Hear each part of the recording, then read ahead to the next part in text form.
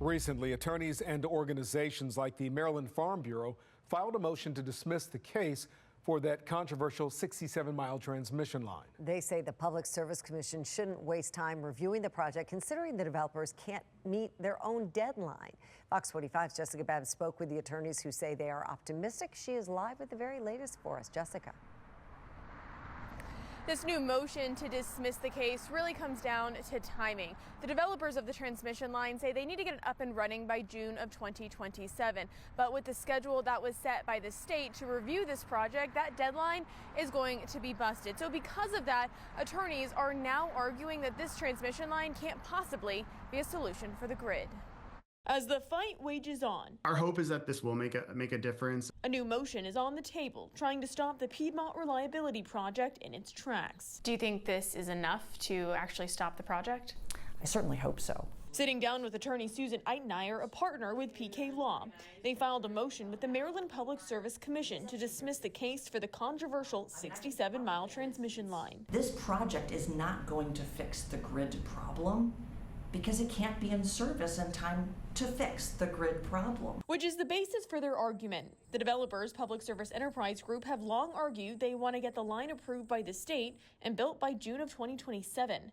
If not, they've been warning of blackouts and brownouts and the possibility of our grid failing. A reality being driven by data centers, increased energy demand, and retiring power plants.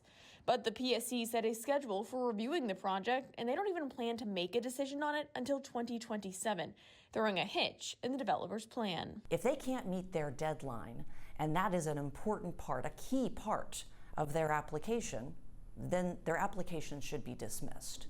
And instead of waiting until on down the road, going through discovery and surveys and all of these things, we argued it should be dismissed now. And while many argue the line won't benefit Marylanders, and PSEG's argument of grid failure has been debated, Eitenaier says assuming their argument is true, that is all the more reason that instead of pursuing this application for CPCN now, instead PJM and all of the stakeholders should really go back to the drawing board now to determine what is needed in the near term, because this project can't be built in time. To serve the needs of Marylanders and the grid, a more comprehensive and thoughtful solution would be, we would submit, would be a better approach. Other attorneys, the Farm Bureau, even Baltimore County are all supporting the motion. We're optimistic that this weighs heavily on the commission. At the same time, the developers are now saying they may have to change the route, now going through New Windsor in Carroll County.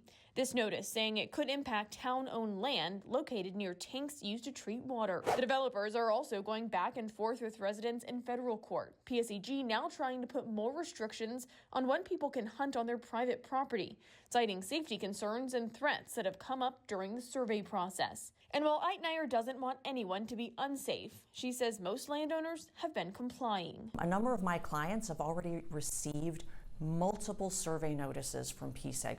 One of my clients has received so many notices that her property, her use of her own property, has been impaired for 48 days already. The idea that PSEG has been, gets to control how people use their own land for months at a time is just unacceptable.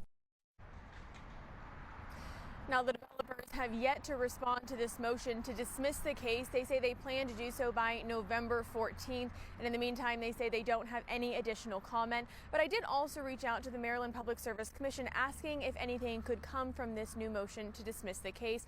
They say the commissioners may or may not issue an order, depending on if they feel it's something they need to do now or later on down the road. But we'll keep you posted on what happens next. Live in Baltimore, Jessica Babb, Fox 45 News. I'm Mary Bubala. Thank you for watching. Here's another video for you to watch. Also take some time to subscribe to our YouTube channel.